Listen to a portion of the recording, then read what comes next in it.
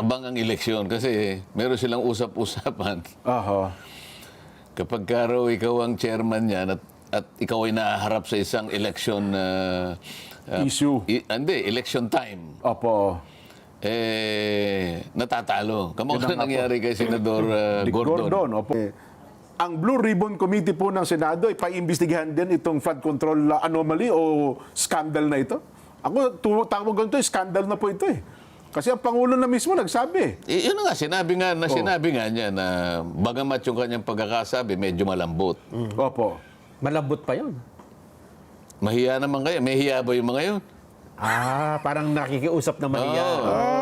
Oo. Kaya Dapat pala ang...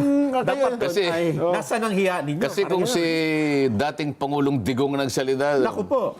pagsasampalin ko yung mga mukha nyo eh. Sisipain ko kayo sa ngalangalan. Ang taas sabi. Kaya pala ang sabi ng isang Pagka senador. nahuli ka, sisipain kita kanya, di ba? Kaya pala sabi ng isang kasama niyong senador, shameless hypocrites daw po. Yun. Yung mga nagtayo at nagpalakpakan pa habang sinabi yun ng Pangulong Bongbong San eh. Sa SONA, yung Oo, oo. nagtayuan. Yes. Hindi mo man nakita yun. Nung sinabi niya yun, Oo. parang ang unang tumayo si Toby Chango yata eh. Kasi yung siya nagbulgar nung ano eh. Oo. Nung siguro, nahiya naman yung katabi niya. Aha. Yung dalawang katabi niya, kontraktor eh, tumayo rin. Nakakuha ka na ng 7. Hindi mo pa nakuha yung majority. Opo, wala, kulang pa rin. Yun lamang isa eh. Hirapan. Oo. Yun lamang isa eh. Baka mabigat yun. Totoo nga. Sino sa kanila ang i-reverse niya yung sarili niya sa harap ng kanilang pagkakasundo? Isip-isipin mo, bawat isa sa kanila, isa yung kaisipan. Nakita nila eh. Totoo po. Humawak na pagiging chairman ng Blue Ribbon. Pero ba't kayo? Ba't parang ginusto nyo hawakan itong Blue Ribbon Committee? Hindi, yun muna ang tanong mo na parang ayaw. Opo. Hindi, noon lamang nakaabang ang eleksyon kasi meron silang usap-usapan. Aha.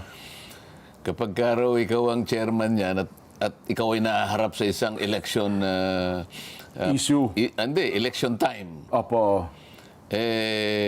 natatalo. Kamukhang Yun ang nangyari kay Senador Dick Gordon. Gordon. Opo. Oo. At ewan ko kung sino pa yon. Kaya ang nangyari, nung may sumunod na nag-occupy niyan, si Senador Tol, Tolentino. hindi niya masyadong inactivate. Opo. Lalong-lalo na nung sumunod si Senador Pia. Pia Cayetano. Opo. Parang isinara ang tindahan. Opo. Sapagkat nakaabang ang eleksyon. O ngayon naman, tapos naman ang eleksyon. Bakit na, ano ba ang iindahin mo riyan? At saka importante, kung mapapakinabangan ng tao, hindi ba? Opo. At saka, in fairness, pasensya na po sa iba, mga nauna, itong Blue Ribbon aminin mo na hindi, mukhang nakasangkapan talaga sa politika eh. Family issue, fertilizer funds scam, etc. namang inimbestigahan po ng Blue Ribbon, may bahid talaga ng politika, Sen, at mukhang nagamit talaga sa politika ng mga panahon na yun. Hindi kasi naman, nasa paraan kasi ng pag-uusisa mo rin eh. Nasa paraan mo naman ng kung paano mo i-undertake yung investigasyon eh. Kagaya nga ng nasabi mo kanina, kailangan ba, sinabi ni Senador Jinggoy, nakita niya na objective yan, fair yan. Opo. Kailangan maging fair ka, hindi yung tatakutin mo yung mga tao, gaya ng nangyari sa Parmali, pinakulong mo lahat. Oho. Kaya nga, panahon pa naman ng eleksyon, walang pumirma doon sa report mo. Tama. Pero kung hindi ganun ang paraan mo, hindi naman sa sinasabi ko na mas marunong tayo sa mga nangyari. Hindi. Kailangan nga, huwag kang magpersonal. Yan ang palagi nating sinasabi. Natuto kayo Nauna sa lang na nangyari. pinag-usapan natin yung angkor na yun. Opo. Kung angkor ka, puro personal ang sinasabi mo, paano makikinabang ang taong nakikinig sa'yo? Ayun. Ililigaw mo lang sila, mamimislead lang sila. Pero lahat ng gagawin mo, patas ka, parehas ka. At saka ebidensya talaga ang magtataguyod sa'yo. Hanggang saan mo may tatawid dito? Hanggang gaanong ebidensya para makarating ka doon at matukoy mo sino yung nagkamali. Nandun eh. Maski na kaibigan mo, sasabihin mo lang, magkakaibigan tayo, pero itong ebidensya at papunta sa iyo eh. Anong gagawin natin? Yun ang importante ron. Kailangan maipakita mo yung ebidensya. Ngayon, hayaan mo na magpresenta ng kaiba yung ebidensya para matimbang mo alin ang totoo rito. Tama. Di ba? Yun. Nelson. Kasi dyan, Sen, ang pinakamainit ng issue ngayon, kung ang investigasyon ng pag-uusapan, at ito rin ang utos ng Pangulo, ay yung tungkol sa flood control. May resolution na pala ng Senado. Ang House ay merong May pasisimulan na rin nata nila. Pasisimula. Paano yun, Sen? Meron sa House, meron sa Senado? Okay lang ba yun na sabay kayo nag-iimbestiga? Bakit naman hindi? Kung halimbawa, yung direction naman nila, baka ibang direction nila, basta ako, pag ako nag-imbestiga, alam ko kung saan ako papunta. Hindi naman po pwedeng basta ka na lang nag-imbestiga. Ito yung sinasabi natin na parang tira bulag. Hindi pwede yun. Kamukha ng halimbawa, nauna nang naimbestiga nun. Kaya naman pala, walang nangyayari sa ating mga flood control projects, kahit na 5,500 pa yung nilatag mo ron. Wala naman palang master plan eh. Wala namang integrated master plan. Para kang gumawa ng Bahay. para kang gumawa ng bahay. Walang Walang plano. Hindi mo alam kung nasaan ang sala eh. Di ba? Ito, alimba, gumawa ka na lamang ng napakaraming mga farm to market roads, halimbawa. Wala namang plano, hindi naman magkakaugnay. Kunyari, gusto mong itawid hanggang sa pangatlong probinsya. Wala namang plano para maitawid mo doon. Walang karugtong. Walang karugtong, hindi mo naman dudugtungan. Dapat may plano. Ang hinihintay mo lang naman panahon tsaka pera kung may pera. Pero kung may plano, pag may pera na, idudugtong mo. Pagkatapos dugtong uli. Hanggang sa matapos mo, halimbawa, ang plano, 5 years. Di pagkatapos ng 5 years, alam mo na nandun. Alam mo na nagawa. Kamukha ng floods. Wala kang master plan, wala kang integrated. Ang sinasabi ng DPWH, meron daw 18 flood control plans, pero hindi magkakaugnay. Yes po, may kanya-kanyang direksyon. Ang kanilang pakay lamang daw ay area targeted. Yes. Paano mo namang paniniwalaan yun? Kahit na area targeted, hindi ba magkakaugnay dapat? Ang tubig ba? Ibig sabihin, re-respetuhin yung isa, gano'n? Hindi tutuloy sa'yo kung sakasakali. Kaya kailangan talaga yun, integrated, comprehensive, at iisang plano yon. Walang iniwan doon nung ako'y nakaupo doon sa isang board ng isang eskwela sa Maynila. Nag-present sila ng isang drainage project. Pumirma na lahat eh. Pinresent nila sa board. Opo. Kasama ko pa si dating Senador Joelina, si presidente ng Manila Hotel. Magkatabi kami. Tinanong ko, ito po bang, andun ang engineer eh. Ito po bang drainage system na to ay nakaugnay po doon sa drainage system ng City Hall? Opo. Wala pa po yun eh. Saan mo pa lalabasin ang... Saan lalabas ito? Gagawa po ka ng kakausapin. Teka muna. Disgrasya. Wala nangyari. Hindi na-approve. Ganun. Hindi naman po pwede ka kung gagawa ka ng drainage. Nag-drawing ka lang. Wala lalabasan. Hindi pa ikot-ikot yan. Anong gagawin mo? Kukuha ka ng pangsipsip, gano'n? Kailangan ka ako, naka-integrate yun doon sa mismong sewage ng Maynila. Kasi dadaan doon. At saka meron ka dapat waste facility, no? Na paglalabas mo sa ilog, may malinis. Ang problema kung talaga wala pa. treatment. May water Ang treatment pinakamahirap facility. dito, yung marami kang paglalabasan na. Alam mo, Marikina River. Ayan, Kailan opo. lang medyo Pasig River, nakukorek ng konti yan. Meron kang Marikina River na pwedeng labasan ng tubig. Marcos Highway kami dyan. Opo. Ilang taon na ba ito? Ba't kinakailangan merong sumisip-sip dito sa gitna ng Marcos Highway? Para lang bumupa ang tubig doon sa Diyan sa inyo. malapit na dyan sa, hindi ko alam kung ano yung Santa Lucia yata yun. Opo, Santa Lucia Mall. Bakit hindi kayang patagusin hanggang sa Marikina River? Oo nga naman, ang lapit lang nun eh. Wala, pagkatapos. Oho. Hindi, kasi marami talagang kapalpakan eh. nung magsitayo ang subdivision, maraming subdivision yan eh. Ha? Opo, oo. Merong sinagasaan na isang river. Ang natira yung kamukha nun doon sa amin. Munting Dilaw ang tawag doon, isang maliit na creek. Natakpan. Nako. Kaya kapag bumilang ka lang ng ilang minuto, o lalo na kung malakas. Malakas ang buhos ng ulan po. oo. Kapag ka 30 minutes na talaga yung buhos ng ulan dyan, Nelson, Nako. consistent ha? Opo. 30 minutes lang ang bilang mo, makikita mo na yung mga kapitbahay namin, yung mga sasakyan igagawin na doon sa malapit sa amin na ganyan. Doon na mataas Ang ang una gawin nang ninyo eh. ano, kasi alam na nila na lalaki na yung tubig eh. Oho. Ngayon, after another 30 minutes, hindi na ako makakatawid doon sa tapat ng aming clubhouse. Opo. Anong gagawin ko ngayon? Titingnan ko na yung dahon ng aking malunggay kung maraming, Stranded na. kung maraming, May magugulay pala kayo. hindi, kahit walang bunga, yung lang dahon, okay ka na, di ba? Oho. Wala nang integrated eh. Oho. Kaya na kailangan tawagin mo. Nasaan yung di ba yung nung isang araw pinag-uusapan natin. Merong isang maliit na opisina sa ilalim ng DNR. Kung opo. tawagin ay Yung river... river control, whatever.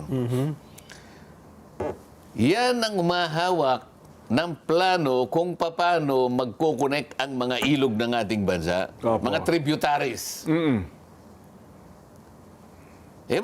Wala yung budget yata yan eh. Niwala na atang tao. Pagkatapos dalawa lang ang tao. Dalawa lang ba tao? Samantalang kapag binasa mo yung kanyang tuntunin, yung kanyang mandato. Opo. Aba, ikaw ang gagawa ng master plan kung paano makukonek yung daloy ng mga Naku po. yung mga Tributaries na yun. Oo. Opo. Tingnan mo yung Marikina River. Oho. Pansinin mo pagdating sa Eastwood, medyo kumunti ng ganyan. Opo. Kumipot na. Oh. Kumipot. Merong mga 2 metro dito at 2 metro sa kabila. Kaya kung halimbawa, ang lapad niya ganon, Imbudo yan. gumanon. Oho. Aba, siyempre pagka kumipot ng konti, di ba? Oho. Walang iniwan sa alulod dyan. Di ba? Ay, opo. Parang imbudo, barado lahat ng ano yun. Pag maliit lang alulod mo, sa malakas ang tubig, wala, delikado ka. Oho. So, ibig ba sabihin niyan, Sen, ang Blue Ribbon Committee po ng Senado ay paimbestigahan din itong flood control anomaly o scandal na ito? Ako, tawag ganito, scandal na po ito eh. Kasi ang Pangulo na mismo nagsabi. Yun na nga, sinabi nga niya na bagamat yung kanyang pagkakasabi, medyo malambot. Opo. Malambot pa yun. Mahiya naman kayo. May hiya ba yung mga yun? Parang nakikiusap na mahiya. Oo. Kaya Dapat pala doon- ang... Dapat doon kasi- ay, nasaan ang hiya ninyo? Kasi kung si dating Pangulong Digong nagsalita, Naku po. pagsasasampalin ko yung mga mukha nyo eh. Sisipain ko kayo sa ngalang-alang. Ang taas sabi. Kaya pala ang sabi ng isang Pagka senador. nahuli ka, sisipain kita kanya, di ba?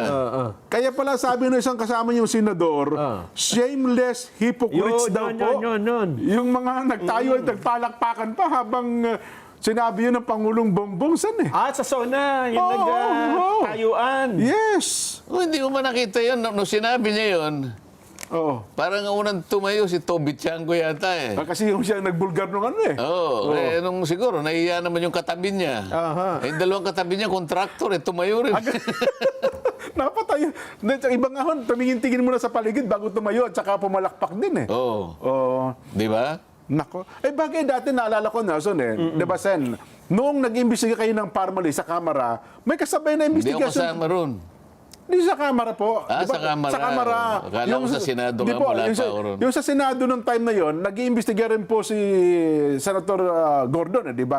Pero sa Kamara, yung mga pinatawag na doon, pinatawag nyo, pero makikita mo yung nanonood sa Kamara, sabi nila, ay, mas gusto namin panoorin yung hearing sa Kamara, etc., etc. Kasi nga kailangan maipresenta mo yung, Oo, yung dalawang sides. Hindi yung, limbawa, doon sa Senado, nung panahon ng aking kumpadre, si Senator Gordon, siya na lang ang nagsasalita eh. Kaya pati yung sinisigawan niya yung mga ano eh. Kaya mga kasama niya, iniwan siya eh. Yun na nga po. Oho. Pero ang point ko lang ibig sabihin, so kung mag-imbestiga man po ang Kamara at mag-imbestiga ang Blue Ribbon Committee ng Senado, Okay lang yun. Mas Okay lang maganda po. nga na dalawa yung mag-iimbestiga. Di, mas marami ngayong malalaman ng tao. Oho. Di ba? Tama. Pero sa bandang dulo, Sen, maraming inimbestigahan din ng Blue Ribbon eh. Pero ang tanong ng tao, may nangyari ba sa mga naimbestigahan? At So, ano paano magiging- nga may mangyayari? Hindi niya na ako ang ipapirma yung committee report. Ayun, oho. Para makapagpapirma ka, Opo. 17 yun. Ano majority ng 17, Nelson? 17, 9. O, dapat merong siyam na pipirma. Oho. Kaya kailangan, involve mo yung para malaman Yung nila, lahat tama ng lang, para miyembro. mapapirma mo sila. Oho. Eh ngayon, kung ikaw na lang ang naglululundag dun, wala na pipirma sa ano mo. At saka nakaharap nga sila sa eleksyon. Kaya kailangan maingat ka, pati yung bagay na yon, i-consider mo lahat yon. Ayun. Anong pwedeng mangyari, Sen? May nalaban tayo, natuklasan tayo. Kayo na po ang chairman ng Blue Ribbon, may natuklasan kayo anomalya talaga. Oo. Gumawa kayo ng committee report, nagkaroon po ng majority. Ano pong next nun? May mapaparusahan ba? May mananagot ba? May makakasuhan ba yan? Depende nga kung ano yung mapapalitaw natin. Di ba? So halimbawa, given na po, given, may napalutang talagang may anomalya at may Oo. contractor halimbawa na nakita nyo nagkasala talaga. Gumawa, ghost project pa ang ginawa. Oo, ang ipiprepare lang naman ng komite itong report di ba? Opo, opo. Napatunayan namin Ayun. si Congressman Jen Subarjaga Oo. at saka si Senador Ay nagkuntsabhan, halimbawa. Senador Nelson Oo. ay may kakutsabang ganitong Kontraktor, yan, kontraktor. oo. Ayan. Ibibigay ngayon sa mga hensya na may kakayahang magsampa ng kaukulang Kaso. laban sa kanila.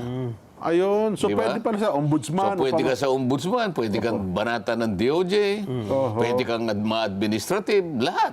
Oho. May civil, Ayun. Kasi baka itanong yun ng ating mga kababayan. Ano? Yung Vox Populi.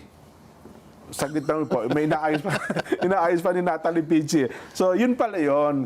So, meron, kung matutuklasan po ng Senado, ng Blue Ribbon, ang anumang anomalya, dapat parusahan, ay turn over nyo pala ito sa mga ahensya ng gobyerno para siya lang po magsampa ng kaso. Eh, yun naman ang aming trabaho, hindi naman kami prosecutor. Oo nga po. Di ba? Kaya, hindi ba, yun investigasyon para, kasi nga merong mispisans, malfeasance, and saka nonfeasance. nonfeasance, opo. Ibig sabihin, katiwalian yun. Kapag na-prove yun, at base sa mga dokumentong nakalap, ay talagang uusigin sila. Ayun. Oho. Paano kung upuan ho ng mga ahensya ng gobyernong pinasahan nyo ng, di ba? Oo, upuan. Oo, limo. Usapan. Meron ho bang magagawa din ng Blue Ribbon? No, ba't inupuan nyo yung kasong yung nirekomenda namin sa inyo? Uupuan nila. Oo, halimbawa ho, ganun na nangyari. Pagka inupuan nila, may kalalagyan din sila. Ah, Diba? ganun. Kasi alam nyo naman ngayon, parking may bayad, di ba? Saan, ano? Yung mga parking po ng kasa, may malaki bayad din eh.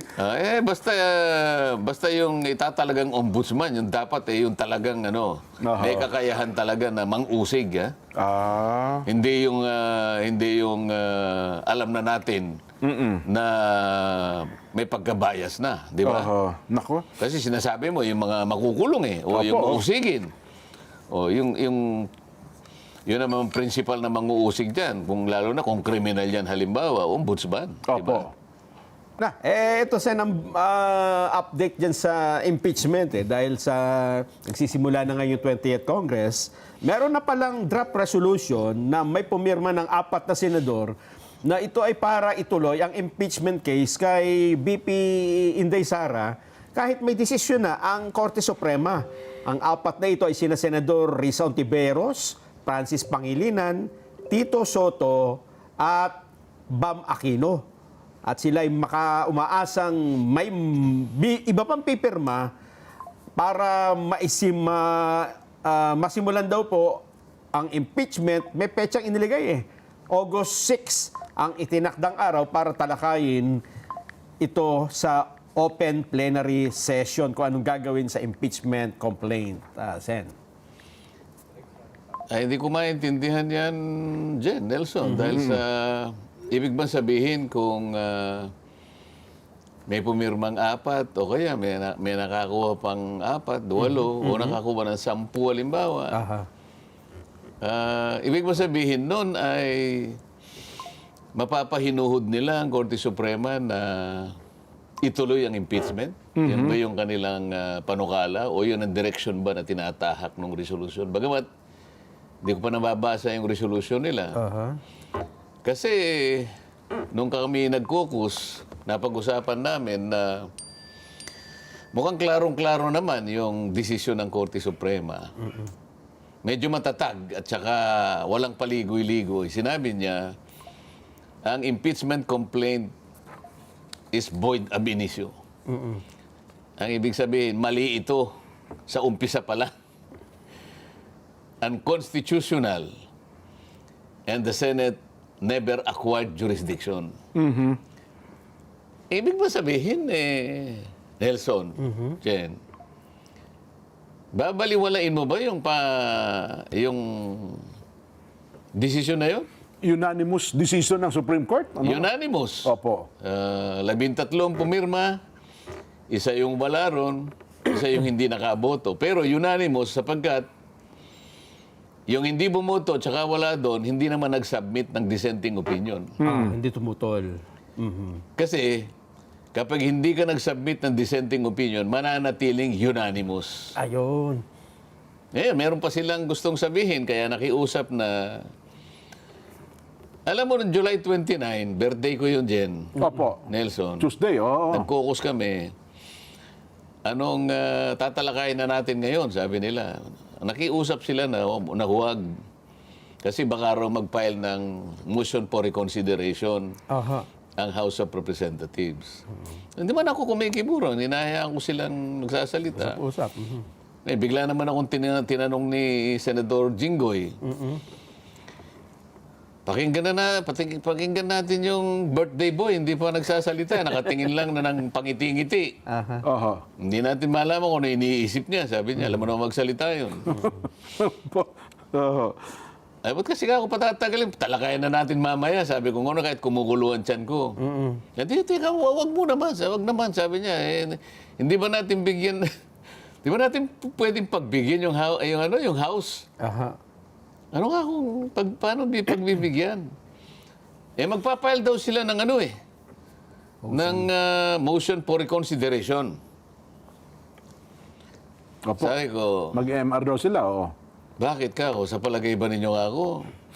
Kapag nag-file sila ng motion for reconsideration, sa palagay nyo, merong isa na pumirma ron na i-reverse niya yung sarili niya? Kahit isa lang. Ay, hindi natin. Kaya nga, ba't ka maghihintay ng isang bagay na wala? Di ba? Oho. Kasi sabi ko, sa tagal ko naman na naging litigation lawyer din, pagka ganyan naman ka ako yung tenor ng decision, Aha. at sinabi pa niyang immediately executory, Yan. Aha. ang ibig sabihin nun sinasara lahat ang pintuan para ikaw ay gumawa pa ng motion for reconsideration. Sabi ko, kung practicing lawyer ka, Alam mo na. sinabi ko na naririnig naman ng mga abogado doon. Kung ikaw ay isang practicing lawyer, isinara hindi lang pinto, pati bintana, isinara na para gumawa ka pa ng anumang aksyon, Oo po. para humabol ka pa doon sa desisyon na yun. Isip-isipin mo. Void ab initio. Unconstitutional. Sabi niya gano'n. The Senate never acquired jurisdiction over it. Tapos, Immediately executory. Unanimous. Ewan ko kung sino matibay-tibay naman ng dibdib ng abogado na pupunta ka pa rin O palagay mo na lang. Palagay mo lang, nakakuha ka ng isa. Dalawahin mo na kaya. O gawin mo ng, ano ba yung majority ng 15 sila? 8, Opo, walo, oo. Nakakuha ka na ng 7. Hindi mo pa nakuha yung majority. Opo, wala, kulang pa rin. Yun lamang isa hirapan. Oo. Yun lamang isa baka mabigat yun. Totoo nga. Sino sa kanila ang i-reverse niya yung sarili niya sa harap ng kanilang pagkakasundo? Isip-isipin mo, bawat isa sa kanila, isa yung kaisipan. Nakita nila Totoo po. O nakakuha ka ng 7, halimbawa, marireverse. Hindi. Hindi pa rin, oh. Para ma-reverse mo yun, 8 makukuha mo. Isa nga, hirap ka na Oho. Ano pa hihintay na? Nag-speculate naman kayo. Hindi ka, kaya na pagbigyan mo na. Ganun ba? Pagbigyan mo na. Opo. O sige. Yung isa, August 4, sabi nga. Hindi, August 11. August 6 daw po na Hindi pagkasunod. nga, makinig muna ka. Opo, oh. August 4, Lunes ata yun Opo. Ade, tumawad yung isa. Hindi nga kasi baka nga mag-ano ng motion for recon eh. Pwede ba kanyang August 11? Oho. E de, nung tinignan ko yun, nakita nila na medyo aangal na ako. Oo, opo, sabi naman nung isa. Opo. 6 na lang. Yan. Para hindi mag-object si Senator Marcoleta. Sabi niya, Senador, kasi kaya gusto ko ng 6, ganito yan. Ang August 6, Wednesday. Ang August 4, Monday. Opo. Kung babanatan natin ang August 6, siyempre, debate ito eh. Oho, nako. Magkakasamaan tayo rito ng law, magkakainitan tayo rito eh. Opo. Kinabukasan. Baka walang pasok. magkasakitan ng loob tayo rito eh. Kinabukasan kanya, walang pasok, Huwebes, Biyernes, Pahinga muna. Sabado, Linggo, Wala na, humupa na. cooling off period. Ayun. Oh. Oh, sige, sabi ko, papayag ako hindi dahil sa inihintay ninyong mag-file ng motion for reconsideration. Mas gusto ko yung sinabi niya na cooling off period. Kaya napunta ng August 6. Ayun. Yan ang tunay na pangyayari dyan. Yun pala. Bagamat tayo ko sabihin ito dahil caucus, kasi naman yung isa doon, makalain mo nagpa-interview, binanggit niya, kanina nga kanya, kung di ko napigilan, kung di ako namin napigilan, gusto niya, i-dismiss niya naman kanina kanyang, yung July 29. Aha. Nakiusap kami. Hindi niya dapat binanggit kung... Ayun. Oho. Sana man lang tayo, hindi tayo nagbabanggit ng pangalan. Dahil hindi niya nagbanggit ng pangalan. Opo. Dapat walang ganun. Ah. Yan ang tunay na pangyayari dyan. Kasi naman, Sen, ako, meron na kasi mga taong nagpapalakas ng loob na, Sen, no? Dati po, retired associate justice, taga-Supreme Court po sa dati, na kung ano-anong kinakatiwan. Sabi nga namin ni Nelson, sige, tanggapin na natin, halimbawa, hindi siya retired. At halimbawa, nandun siya, miyembro siya ng Korte Suprema ngayon. Bumoto siya ng kontra doon sa kung sila 13, 14 man, hindi pa rin maninaig yung kanyang gusto, di ba, Sen?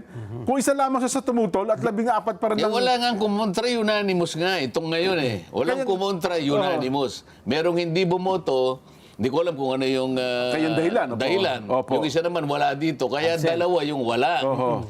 Kaya lang kahit hindi ka bumoto, basta nandun ka, o kaya nag-participate siya kahit na sumlang, Opo. pwede siyang mag-file ng dissenting opinion. Ayun, opo. So, ibig sabihin, hindi siya magiging unanimous kasi nag-file siya. May dissenting opinion. Oo, pag hindi ka nag-file, unanimous pa rin yun. Ayun. Kaya kung... ang kaso dito, Jen, Oo. may dissenting opinion, kaya lang retired justice na.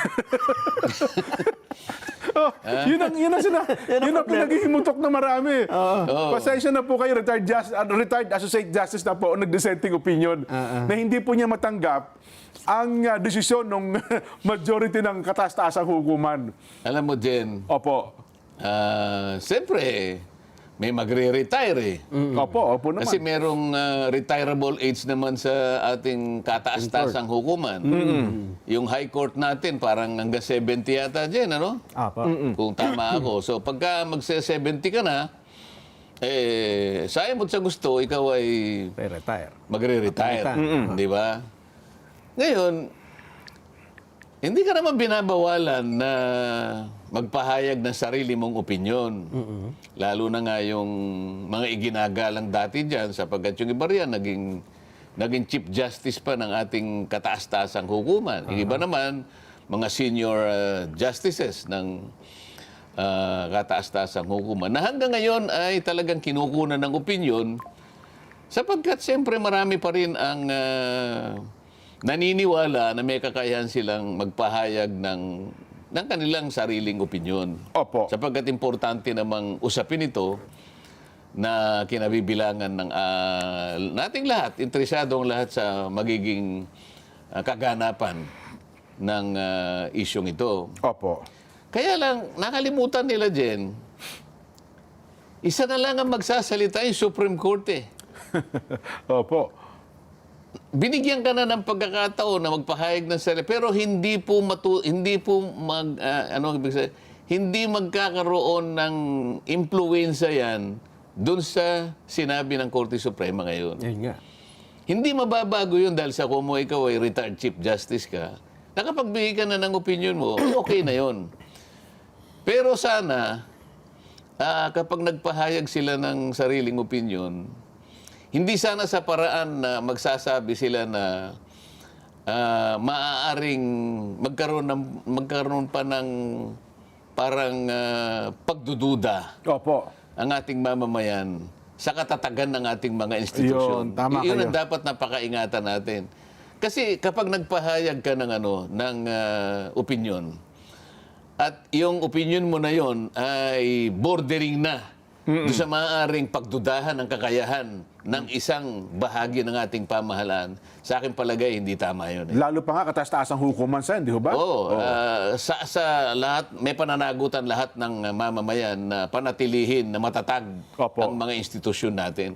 Maaari kang magpahayag ng opinion mo, pero hindi sa paraan na maaari mong alugin yung pundasyon ng isang Yan. institusyon. Tama. Halimbawa, yung Senado. Oho. Ngayon, kinukutya lahat. Maaring kutsain ka pa rito alam mo, ang pinag-uusapan ngayon, akala mo napunta na dun sa isa lang na yung desisyon na lang ng Korte Suprema ang gusto nilang bigyan ng emphasis, Nelson, Jen. Opo. Pero yung isa pang importanteng issue, di ba palagi natin sinasabi rito, pag-usapan muna natin kung naitawid nyo na ba yung impeachment na yan doon sa Senado ng 20th Congress. Aha. Wala pa settlement yung issue na yun Hindi na re-resolve ba yan Kaya kung ako lang ang siguro, alimbawa, nag-motion to dismiss ako halimbawa. Opo. Mr. President, I move that the impeachment complaint of the Vice President be dismissed on 2 grounds. Oho. Halimbawa. Hindi nyo na pa namin tinawid Yun ang una. Pangalawa, yung desisyon ng Korte Suprema. Wala tayong jurisdiction. Yun, ang mabigat. Opo. Di ba? Hindi mo na itawid. Wala kang jurisdiction Oho. Namatay nakapag-initiate kayo. Okay, nandun ako. Nakapag-umpisa kayo ng initial proceedings sa impeachment complaint in the 19th Congress. Pero lahat ng aktibidad na to, lahat ng proceedings, nagsimula in the dying days of the 19th Congress hanggang sa maibaon noong June 30 Oho. this year. Tapos. Ngayon, sino magsasabi sa akin ngayon? Hindi kanya namatay. Opo. Naitawid namin. Ipakita mo muna na naitawid mo. Ayun.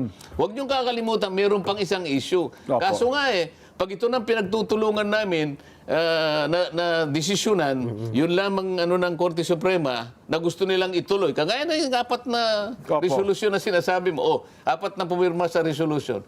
Di parang nakakalimutan na naitawid na pala. Yun O na nga po. hindi. Yun muna yung unang issue. Yun muna yung unang issue. Oho. Kasi, Parang nako-cover up yun na nga po. Ang sabi nila kasi Nelson, Sen, para daw magkasintahan Sinagot daw siya ng babae, pero walang closure, bigla naghiwalay. Hindi daw pa pwede magkaroon malaman ng closure, mag-usapan lang kung talaga ititigil ba o hindi. Yan Yun daw hong, di ba, para may isang magkasintahan. Hindi nga magkasintahan yan Awayan nga Ano ba? Ang Engagement labo niya nangyari. Ang labo naman ng halimbawa. Ganun o. Ang halimbawa. Oho. Kasi nagsimula na raw po yung Hindi ka niya sinagot. Binasted ka niya. Nagpipilit ka lang. Ganun ba? Yun ang tamang Ang halimbawa doon? pagbibigay ng halimbawa doon. Binasted ka. Binigo ka. Hindi ka pala pinaporma, no? Hindi ka pinaporma. Hindi ka nga naka-first base Natapos ka agad Tapos nagkakanap ka closure, hindi pala naging kayo. Akala mo naging kayo, pero hindi pala kayo. Yun ang akala Ng mo. closure na hindi pala kayo. Hindi pala naging kayo, naghanap ka ng closure. Inakala niya kasi, Inassume. na-girlfriend niya. Hindi. Assuming lang pala yun. Napagkamalan niya na yung pagkakasabi sa kanya ay pagsagot ng oo. Kasi sinabi daw po, ewan Samantalang ang sinabi niya, kung talagang lilimiin niya, Oho. maghanap ka na lang ng iba. Ayun pala. Oo. Oo Kaya nga. nga natapos na noong June 30. Pipilitin mo ngayon na Oho. pag-uusapan. Sinabi na nga ng Korte Suprema sa kanyang pagdidesisyon, the Senate never acquired jurisdiction. Tapos. Ngayon, yung bang 4 na senador na pumirma ng resolusyon. Oho. Ang ibig bang sabihin ay parang ayaw nilang magpasakop doon sa desisyon ng Korte Suprema. Mabigat ito, Jen. Oho. Sa totoo lang, Sen, parang ganun ang gusto nila. Kasi sa Hindi ko sisisihin yung 3. Oo. Pero yung isa, sa palagay ko, abogado yan. Baka, teka muna. Meron tayong meron tayong mga canon of ethics and, sa mga abogado Isang abogado, opo. na kung ano ang desisyon ng Korte Suprema. Oho. Ano mang pagdidesisyon na ginawa ang Korte Suprema ay nagiging bahagi na ng ating legal system. Ayun. Jurisprudence eh. Article 8 ng Civil Code. Basahin mo. Ay, Baka may pananagutan sila dyan. pwede nga po. Balita, pwede silang ano Oo, dyan, eh. oo. Mapanagot sa parang criminal offense ata yan, eh, no? Isip-isipin mo. Kaya nga minsan may biro ngayon eh. Opo. Ang mabigat ka sa Korte Suprema. Tama man ang desisyon o mali ang desisyon, Ay, opo. nagiging parte na ng kalipunan ng ating mga batas. Ang mga batas natin yan. Wala kang magagawa eh. I-amend mo muna yung Civil Code. Sila ang may karapatan magpasya. Alisin mo yung Article 8 ng Civil Code. Nako. Pero habang yun ay nandun, may pananagutan ka riyan.